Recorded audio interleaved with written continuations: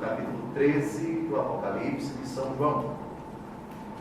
Os capítulos 12 e 13 formam uma, desculpem a expressão horrorosa, uma satânica unidade. Por quê? Porque o capítulo 12 é o capítulo onde aparece o dragão. Não é a única personagem, porque temos também a mulher vestida de sol, está grávida e dá à luz, portanto a criança é a segunda personagem, e temos Miguel, seus anjos, e o dragão, a antiga serpente, a primitiva serpente, Satanás e os seus anjos.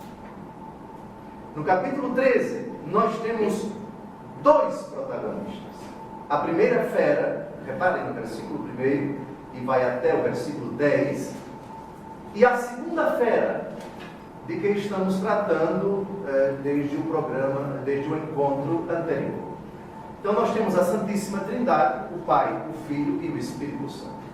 E temos do outro lado o imitador, o falsário, o embusteiro, aquele que procura, tenta se passar por Deus nessa tríade: o dragão, o demônio, capítulo 12, e duas feras a serviço dele. E é nesse contexto que a gente retoma o final do encontro passado. Parece que nós terminamos o versículo 12 e hoje vamos iniciar o versículo 13. Já sabemos quem é a primeira fera, o Império Romano. A segunda fera, o imperador, a serviço da primeira fera e a serviço do dragão.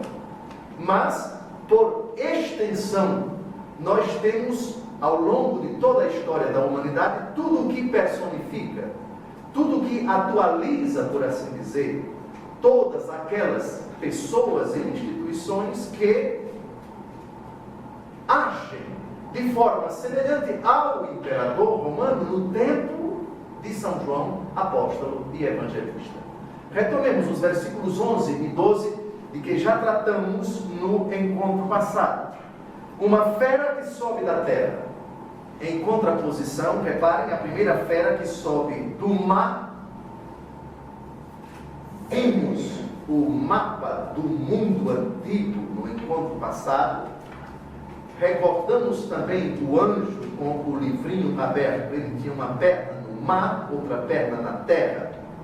Deus é o Senhor de todo o planeta, de todo o universo, de todo o mundo em que habitam os homens, aqui representados em terra e mar, em que estão o pé direito e o pé esquerdo do anjo. Para imitar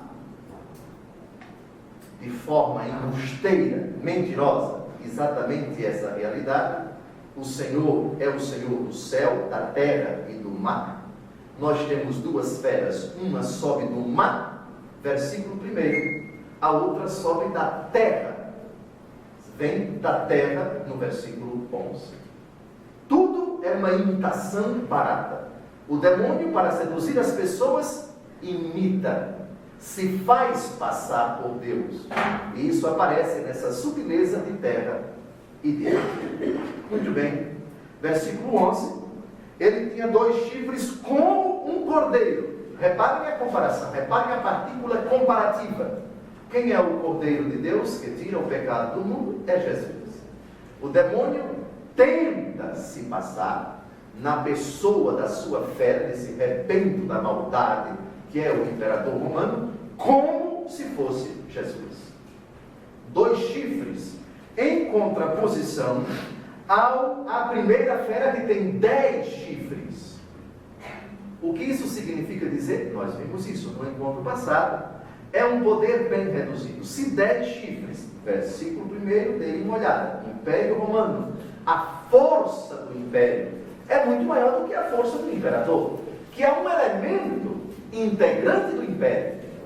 Não é somente a pessoa do imperador. Temos as legiões romanas, temos a potência naval, temos a força das instituições que oprimem, que prendem, que massacram, que dizimam, que queimam, que matam, etc. 10 chifres. O imperador é forte, sem dúvida alguma, mas em comparação com a força do império, ele tem uma força bem menor, aqui representada em 2 chifres. Fala como um dragão, já sabemos quem é o dragão, no capítulo 12, é o próprio demônio. Fala como um demônio. A fúria do imperador manifesta a presença do próprio Satanás. Pois bem, sobre os chifres, 10 diademas, 10 chifres e 7 cabeças. Então, a questão dos chifres, a comparação do número de chifres da primeira fera, o império, e da segunda fera, no versículo 11, o imperador. A respeito das 7 cabeças, eu disse para vocês que elas faziam alusão também às 7 colinas da cidade 7 do Império Romano, a capital Roma. Aqui se requer uma inteligência penetrante, diz o capítulo 17, lá na frente, ainda não vimos. As 7 cabeças são 7 montanhas sobre as quais se assenta a mulher. O capítulo 17 é o capítulo da grande prostituta. A mulher é embriagada, inebriada com o sangue dos mártires. Ela se alimenta da morte dos cristãos, do sangue dos cristãos. Então, essas 7 cabeças do capítulo 13, versículo 1, que aparecem no capítulo 17, referem-se às 7 colinas da cidade de Roma. Vamos ver quais são essas 7 colinas. Aqui estão as 7 colinas da cidade de Roma. Quirinal, hoje o palácio do presidente da República Italiana se localiza no Quirinal. Aqui só a título de informação, fica a 400 metros da minha universidade, onde eu fiz o mestrado e o doutorado em Direito Canônico, o Monte Quirinale em italiano, Quirinal em português, Viminal, Capitólio, Palatino, Esquilino, Célio, Aventino. Aqui estão as 7 colinas de Roma. E o famoso rio Tevere, chamado também em português de Tibre. Então, Apocalipse 17, 9. As 7 montanhas são as 7 cabeças.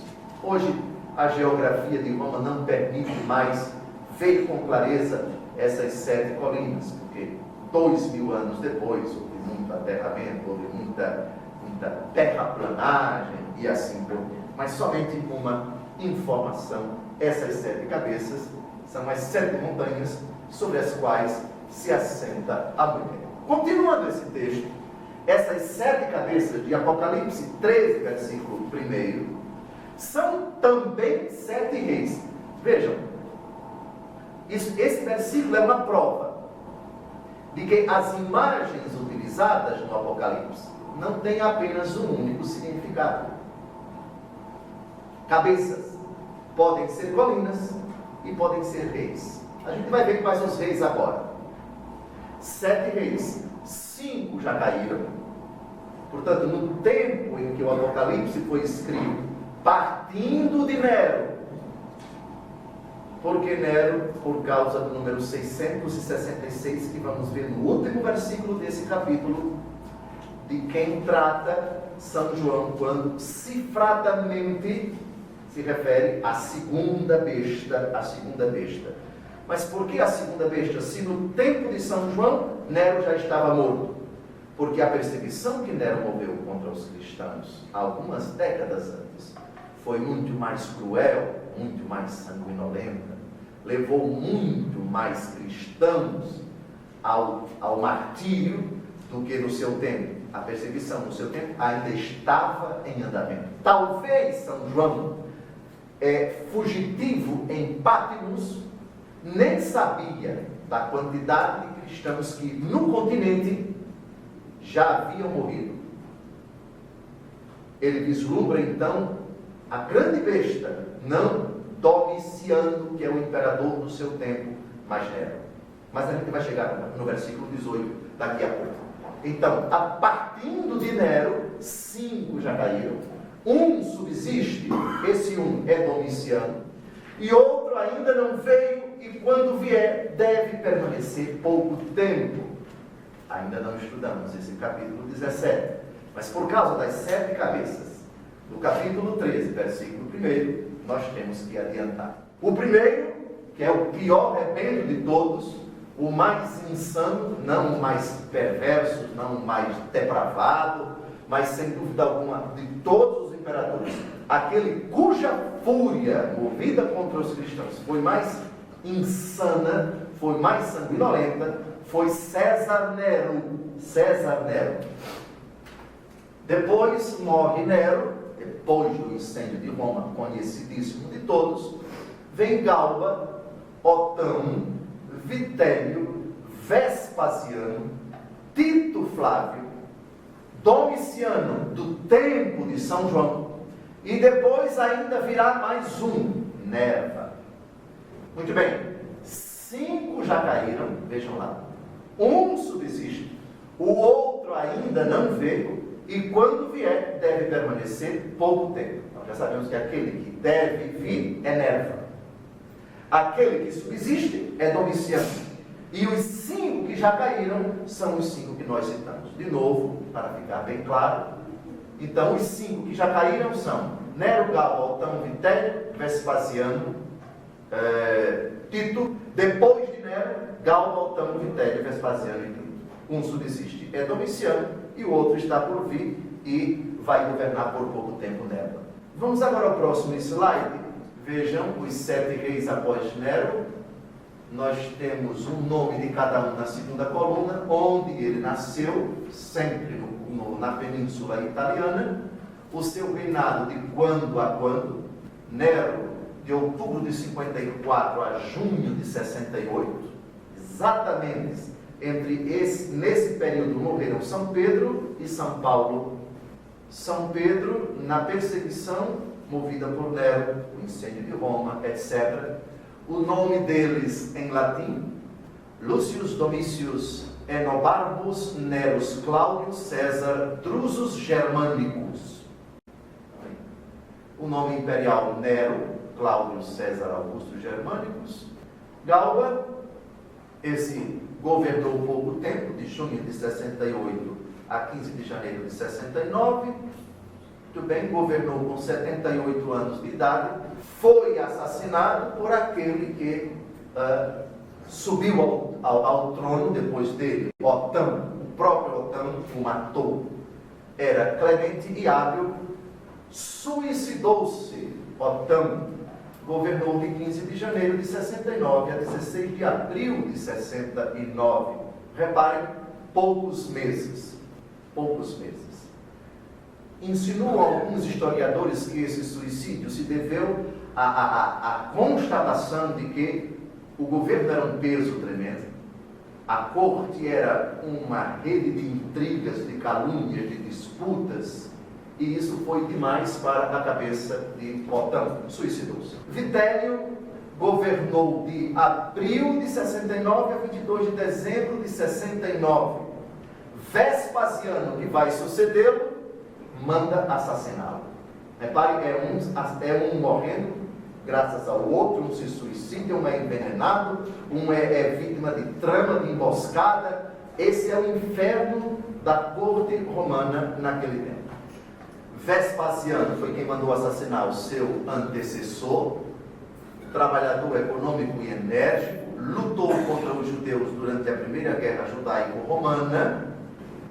Aliás, ele enviou um general para abafar a revolta dos judeus em Roma. O general Tito, general de Vespasiano. Foi ele quem saqueou a cidade de Jerusalém, destruiu as muralhas e destruiu o templo de Jerusalém. Então, Vespasiano morre e no seu lugar vem Tito, filho de Vespasiano. Foi ele quem inaugurou o Coliseu de Roma, governou de 24 de junho de 79 a 13 de setembro de 81. Com a morte de Tito, quem sobe? Domiciano. Esse nos interessa, porque foi no seu império que mais uma perseguição foi movida contra os cristãos. Detalhe, envenenado pela própria esposa. Cruz credo, né? Moveu uma perseguição contra os cristãos, extremamente despótico, um déspota assumido, de extrema crueldade, envenenado pela própria esposa. Depois de Domiciano, sobe Nerva, que governa de 18 de setembro de 96 a 27 de janeiro de 98. Velho, de bom temperamento, procurou governar bem. Esses 7 nos interessam por causa da profecia de Apocalipse 17, de 9 a 10. Claro? Pois bem. A história com a Bíblia e a história profana, ambas interagem e se completam. Versículo 12. A fera exercia todo o poder da primeira fera, o imperador, a serviço do império, e o império conferia poderes ao imperador. Sob a vigilância desta, já explicamos o que significa a vigilância. O imperador tem grandes poderes, mas não tem plenos poderes. O imperador precisa prestar contas ao Senado. O imperador deve satisfações ao exército e ao próprio povo romano.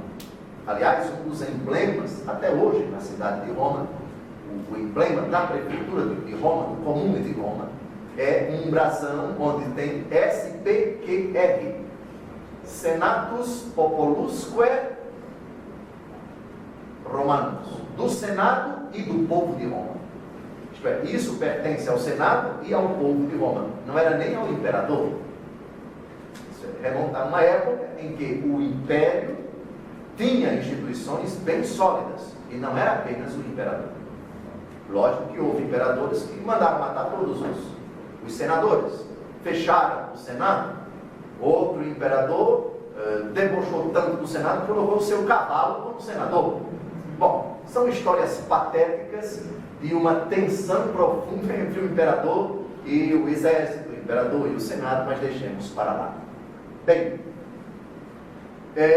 e fez com que a terra e os seus habitantes adorassem a primeira fera, cuja ferida de morte havia sido curada.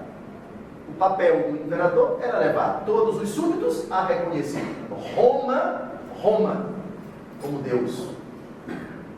Roma como um império que nunca acaba, inexorável, indestrutível, onipotente. Roma é tudo. Tudo gira em torno do império. O império é o próprio Deus. E chegamos ao versículo 13. Realizou a segunda fera realizou grandes prodígios, de modo que até fez descer fogo do céu sobre a terra à vista dos homens. Nós vamos ver daqui a pouco, Mateus 24, uma frase misteriosa de Jesus. Essa fera tem o poder de realizar milagres. Não é só Deus quem realiza milagres. O demônio e quem está a serviço do demônio também recebe, por um mistério que nós desconhecemos, por uma permissão misteriosa de Deus, que não nos compete compreender por quê. O demônio tem a prerrogativa de realizar milagres, e os seus súditos também. É o que diz explicitamente esse versículo. Até fazer descer fogo do céu sobre a terra à vista dos homens. Vamos dar uma olhada em Mateus 24, porque esse poder que o Senhor conferiu ao demônio já havia sido profetizado por Jesus. São palavras de nosso Senhor. Porque se levantarão falsos cristos e falsos profetas, que farão milagres a ponto de seduzir, se isto fosse possível, até mesmo os escolhidos. Nesse texto, nós temos uma sutileza que nos ajuda a identificar quando um milagre vem de Deus e quando um milagre não vem de Deus. A única maneira que nós temos de descobrir se um milagre veio do demônio é aquilo que se segue ao milagre. E quase sempre o contexto no qual realiza-se o milagre. Sem dizer exatamente, porque sei que esse vídeo vai para a internet, sem dizer exatamente os detalhes, vou utilizar expressões bem polidas, bem discretas e bem cuidadosas. Um contexto de pecado, de mentira, de engodo, de falsidade, ali onde a palavra de Deus é negada, é contradita,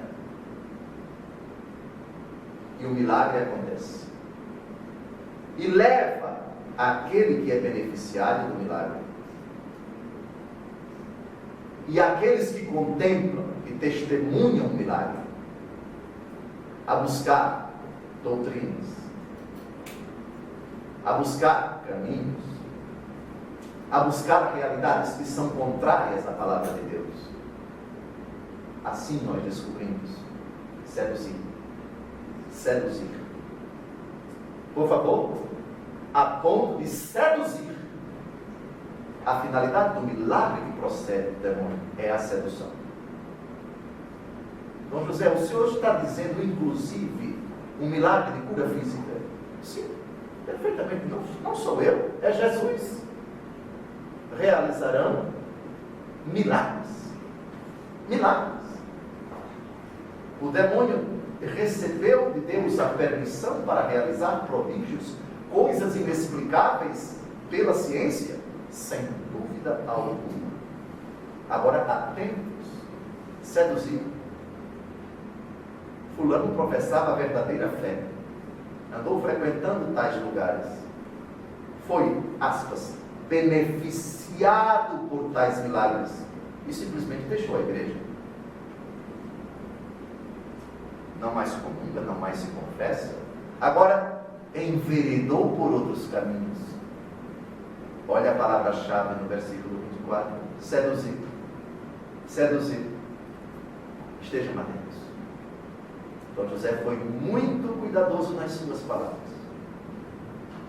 Não citou instituições, não citou pessoas. Para um bom entendedor, meias palavras bastam. Aliás, a palavra de Jesus basta. Se levantarão falsos cristos e falsos profetas, que farão milagres, a ponto de seduzir, se isto fosse possível. Vamos dar uma olhada, por favor, no Evangelho segundo Marcos, capítulo 13, versículo 22. Porque se levantarão falsos cristos e falsos profetas, que farão sinais e portentos para seduzir, se possível for, até os escolhidos. Próximo texto, a segunda carta de São Paulo aos Tessalonicenses, capítulo 2, versículos de 9 a 10. A manifestação do ímpio será acompanhada, graças ao poder de Satanás, de toda sorte de portentos, sinais e prodígios enganadores. Eu queria que alguém que não tem a Bíblia Ave Maria, a Bíblia de Jerusalém, por favor, alguém leia o versículo 10, porque eu quero ver como está na Bíblia de Jerusalém a expressão prodígios enganadores. Milagres que enganam, são milagres propriamente, mas realizados com a intenção de enganar. Versículo 9, né? Sim. Ora, a vinda do ímpio será assinalada pela atividade de Satanás, e com toda sorte de portentos, milagres e prodígios mentirosos. Mentirosos, mesma coisa.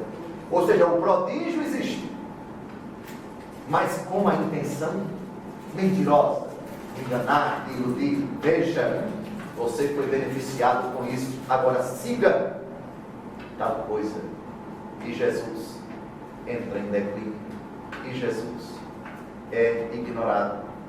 E aí se parte para falsos caminhos. É um falso Cristo. É a astúcia de Satanás mentir, enganar, confundir, tirar Jesus do coração das pessoas. Muito bem. Vamos dar uma olhada em Apocalipse 11, versículo 5. Já vimos esse texto. O poder que o Senhor Deus confere às duas oliveiras e os dois candelabros. A igreja, enquanto anunciadora da palavra, nós já vimos isto.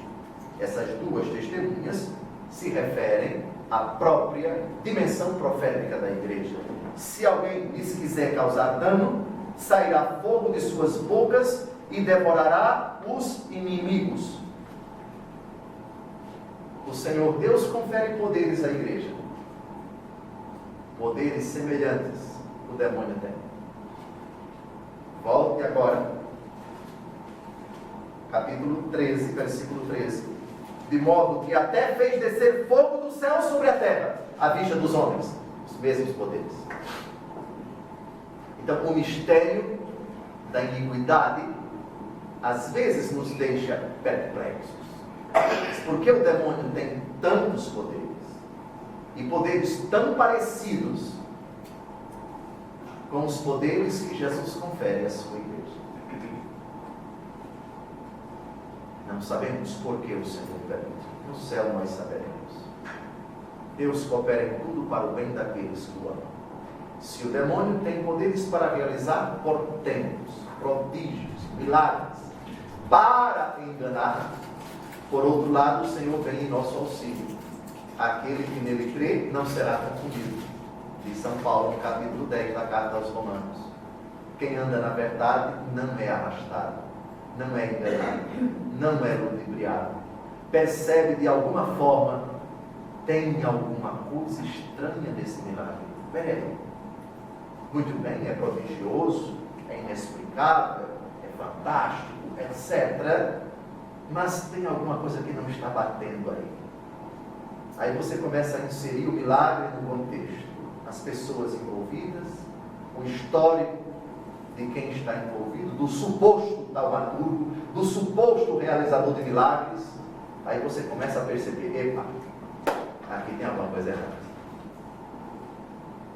Não tem fé.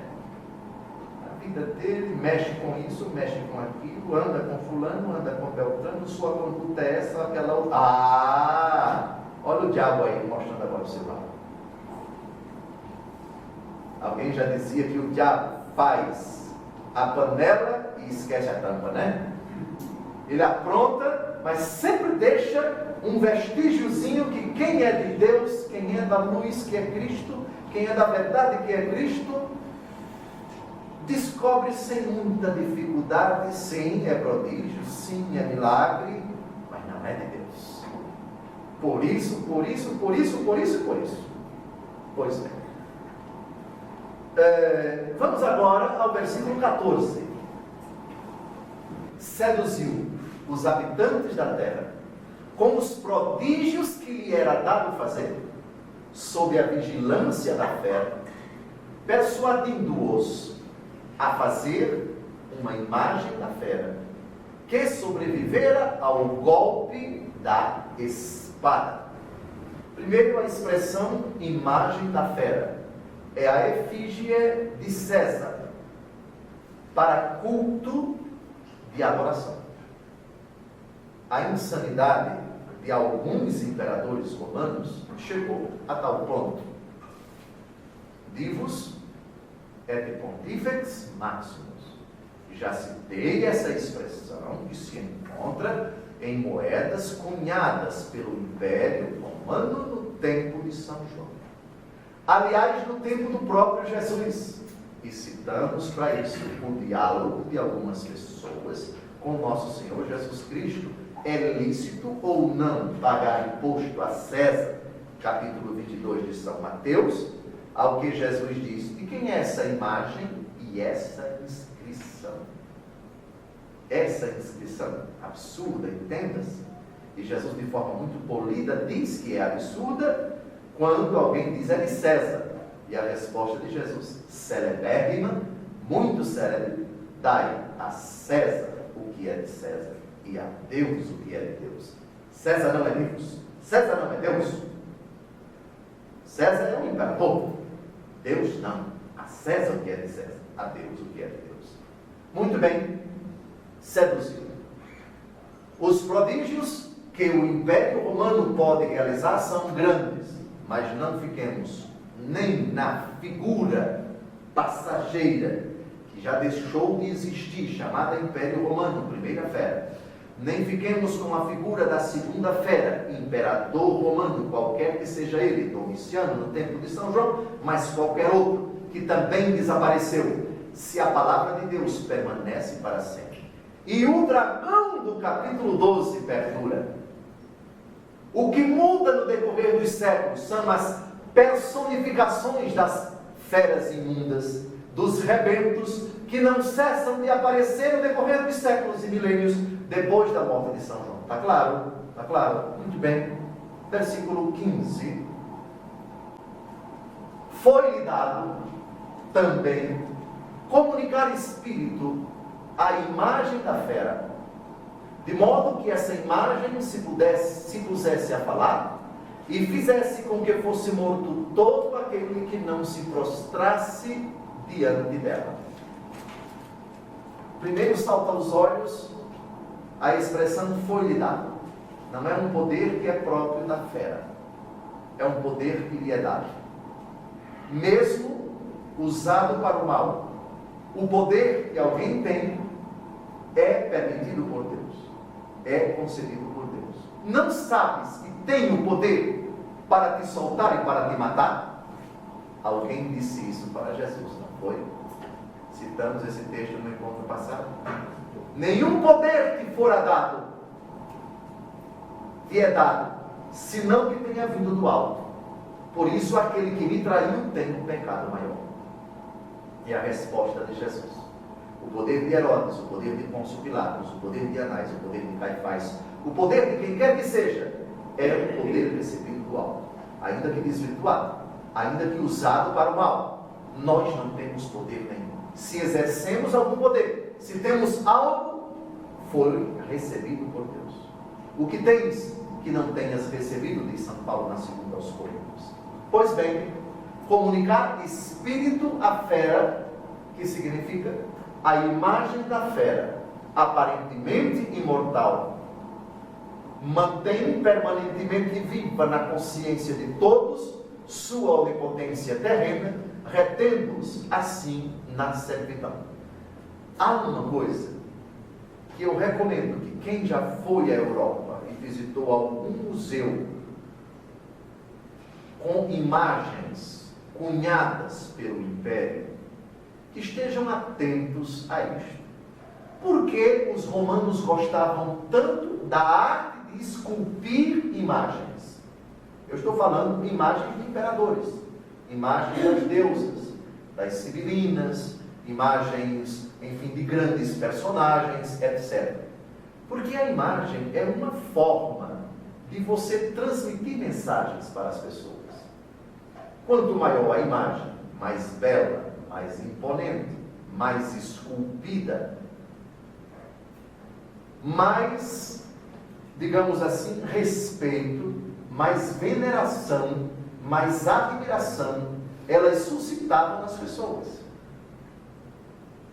Por isso, nas praças da cidade de Roma, existem tantos obeliscos. Na própria praça de São Pedro, no Vaticano, tem um obelisco. Não é apenas lá. Aquele obelisco tem um significado. Ele foi trazido do Egito, onde se professava, se cultuava o paganismo. Em cima do obelisco tem uma cruz. O cristianismo triunfou sobre o paganismo. Esse é o sentido de se colocar um obelisco numa praça. E muitos obeliscos são monumentos, com hieroglifos, com desenhos, não é? Oriundos de terras conquistadas pelo Império Romano. Por exemplo, o Egito, há muitos obeliscos trazidos do Egito pelos imperadores como prova do triunfo do Império Romano sobre aquele império lá que desabou e agora é território do Império Romano. E as imagens dos imperadores: Júlio César, Nero, Vespasiano, Galba, Vitério, enfim, e tantos outros. Eles faziam uma questão de, nas cidades do Império, erigirem imagens suas, imagens imponentes. Quem olhava para elas dizia: puxa, que homem belo, puxa, que homem poderoso, vejam que garbo, vejam que elegância, é o nosso Deus. A imagem, por assim dizer, fala. A imagem transmite, como que ela pronuncia palavras. É o recado da imagem. Isso não é privilégio do Império Romano, porque nós sabemos, no próprio capítulo 17 dos Atos dos Apóstolos, São Paulo, em Atenas, no Areópago, ele chega num lugar onde há altares com deuses de toda a natureza. Tem até um Deus desconhecido que não tem imagem nenhuma. E é esse Deus que ele prega, Atos capítulo 17. Então, vejam, aqui a gente entende, vendo um pouquinho da história, não é? Que não é exclusiva, repito, do Império Romano, imagem que fala.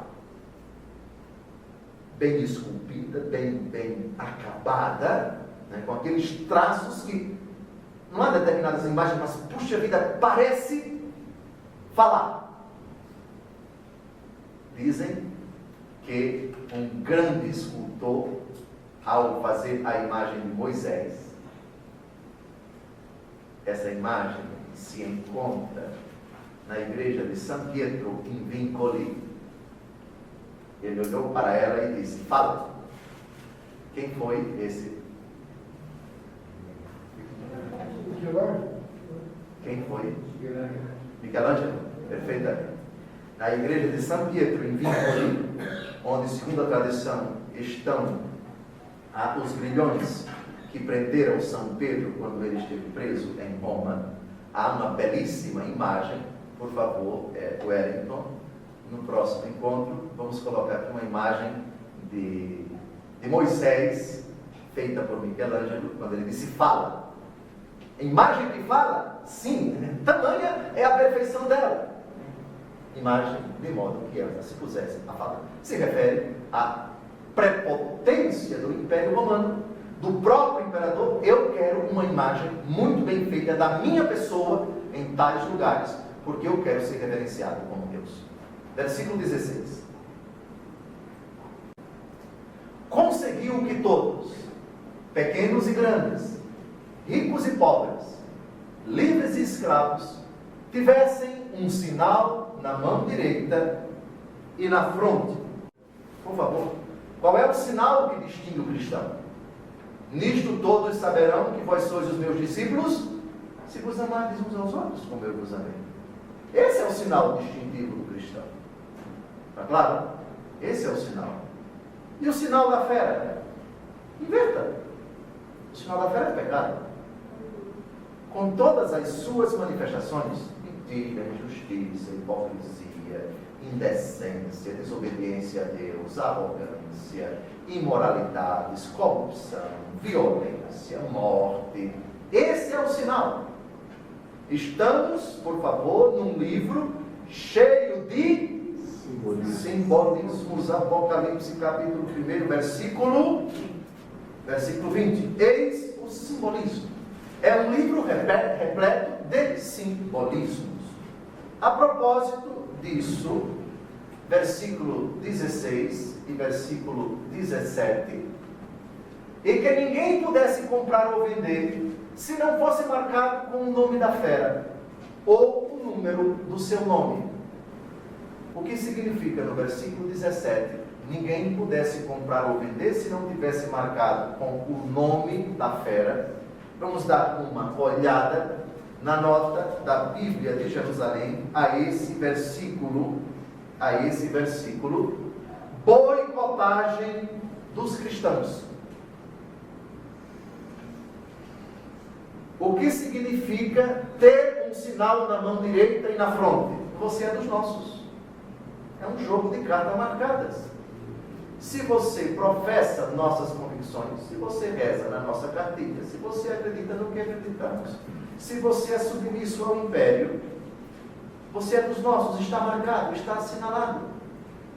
Quem não tem tais características, quem não é do grupo, quem não se submete ao imperador, quem não queima incenso aos deuses romanos, esse vai ser boicotado.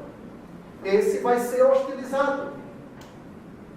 Pensemos, por exemplo, no boicote em países de ditadura islâmica, onde ser cristão é passível de punição, de prisão, de morte. Boicotagem é a palavra-chave que define o versículo 17 que nós acabamos de ler. Que ninguém possa comprar ou vender se não tiver marcado com o nome da fera. Eu sou cristão, eu não tenho esses hábitos, eu não pratico esse culto, eu não me dobro diante desses deuses, eu não adoro os deuses pagãos, eu tenho a minha identidade, eu tenho minha norma de conduta, eu tenho a Bíblia que eu sigo, eu tenho a igreja cujo credo eu professo. Quem não é do império, esse vai ser boicotado. É o sentido dos versículos 16 e dos versículos 17. Você é do Império Romano. Se submete ao imperador, tudo bem, você tem tudo. Se você não se submete, você não tem nada. Aguente as consequências. Seus direitos serão cerceados, aliás, direito você não tem nenhum. Você só existe enquanto se dobra diante do imperador. Você só tem alguma coisa enquanto for submisso a ele. Enquanto tiver professar a religião dele. É o sentido de sinal na mão direita e na fronte. Ele é caracterizado por uma postura de submissão, de subserviência, de adoração ao império e ao imperador.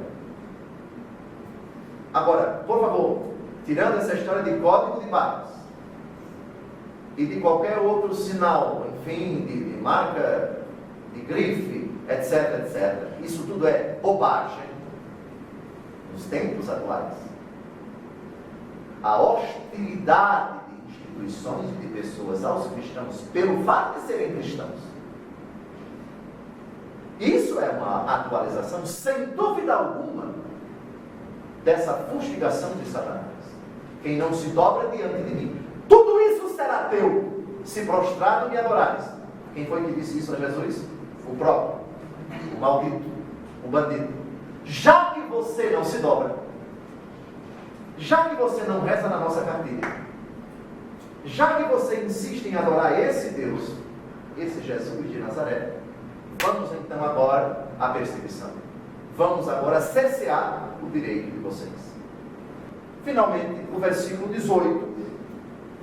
Eis aqui a sabedoria. Quem tiver inteligência, calcule o número da fera, porque é número de um homem. E esse número é 666. O capítulo 13 termina com uma alusão enigmática. A primeira fera é o império, portanto é uma instituição, hoje diríamos pessoa jurídica. Não tinha pessoa jurídica naquele tempo, isso é coisa do ordenamento jurídico ocidental, que atribui personalidade a uma instituição abstrata feita de várias pessoas. Mas aqui nós temos um homem, porque a segunda fera que trata esse versículo é um homem, é o imperador. 666. 666 ou 666.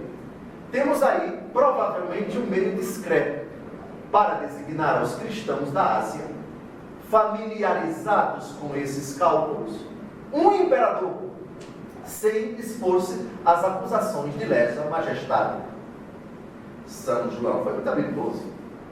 chamar Nero, colocar o nome dele no livro do Apocalipse, ele poderia ser acusado de crime de lesa majestade, o que pioraria enormemente a situação dos cristãos. Quem foi que escreveu isso? Fulano. Vai lá e mata.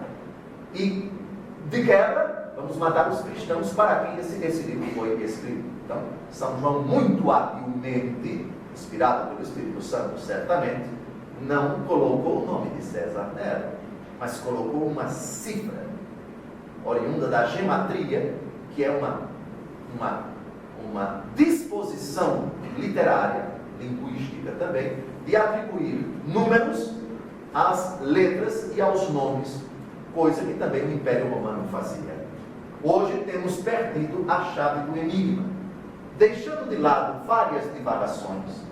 Uma das interpretações mais prováveis desse número é César Nero, tomado como um tipo dos perseguidores.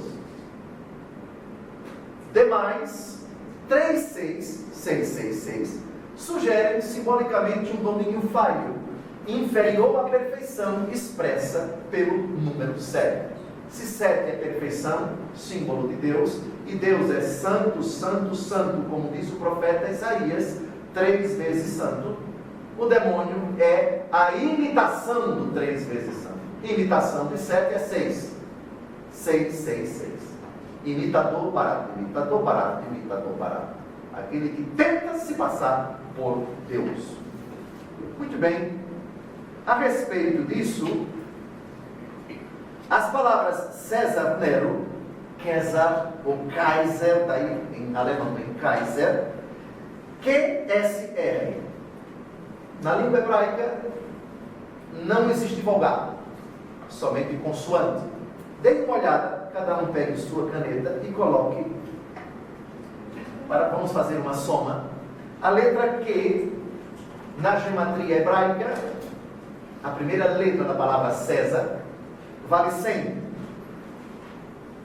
A segunda letra da palavra César, repito, não existe vogal, existe só consoante. A letra S vale 60. E a letra R, César, termina com R, vale 200. Esse é o primeiro nome, César, César, imperador. Muito bem. Nero, nós temos N, a primeira letra vale 50. Não existe vogal em hebraico. Segunda letra R, vale 200. A letra O não existe, mas existe o V, que seria o substituto do O, Neron, vale 6.